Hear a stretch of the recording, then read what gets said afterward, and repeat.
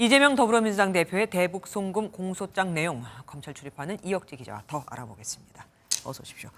이 기자, 검찰은 이 대표가 이화영 전 평화부지사가 대북 사업하는 그 내용을 모두 알고 있었다, 다 승인했다, 이 입장이죠. 네, 그렇습니다. 공소장에는 문제가 된 대북 사업과 관련해 이 대표가 충분히 보고를 받았다고 쓰여 있습니다. 네.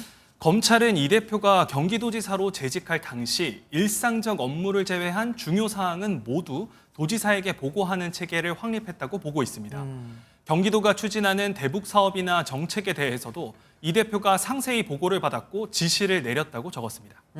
하긴 이 대표는 뭐 당시 100원 쓰는 것도 다 내 손을 거쳐야 됐다 이런 말도 했었습니다. 대북 사업에서 문제가 되는 건 뭡니까? 당시 경기도는 북한의 스마트팜이라는 작물 재배 시설 등을 지원하는 사업을 추진하고 이 대표의 방북도 기획을 했는데요. 네. 이 과정에서 드는 비용에 대해 김성태 쌍방울그룹 전 회장에게 대납을 부탁했습니다. 쌍방울그룹은 대납 대가로 추후 진행할 대북 사업을 경기도가 지원 또는 보증해달라거나 이 대표의 방북 시 동행을 요구하기도 했는데요. 검찰은 이를 부정청탁으로 보고 있습니다.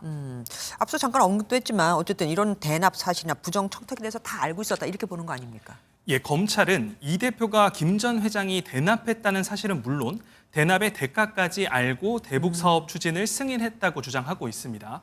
공소장의 구체적인 예시도 들었는데요.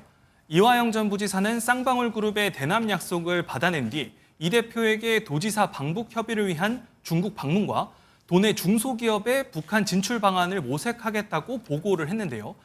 이 대표가 이 중소기업이 쌍방울그룹을 뜻한다는 걸 알았고 승인까지 했다는 겁니다. 검찰이 이 대표와 이 전 부지사, 김성태 전 회장이 공모했다는 사실을 뒷받침할 정황들을 공소장에 자세히 녹인 것으로 보이는 대목입니다. 하지만 이 대표는 혐의를 다 지금 부인하고 있는 거 아닙니까? 맞습니다. 이 대표는 혐의를 부인하며 검찰 수사에 대해 날을 세웠는데요. 이 대표의 최근 발언 먼저 들어보시겠습니다. 북한에 가겠다고 돈을 수십억씩 대신 내달라고 하면 이게 뇌물죄의 중대 범죄인데 이화영 부지사가 정신이 나갔거나 아니면 바보거나 그런 사람입니까? 그러니까 이 대표도 그렇고 이화영 전 지사도 모두 다 혐의를 부인하고 있는 겁니다. 향후 재판은 그럼 어떻게 흘러갈까요?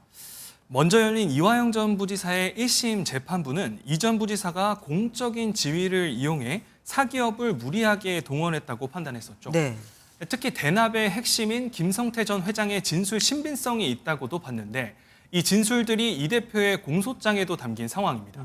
때문에 남은 재판에서도 검찰과 이 대표가 사실관계를 두고 치열한 공방을 주고받을 것으로 보입니다. 네, 여기까지 듣겠습니다. 법조팀 이혁재 기자와 함께했습니다. 고맙습니다.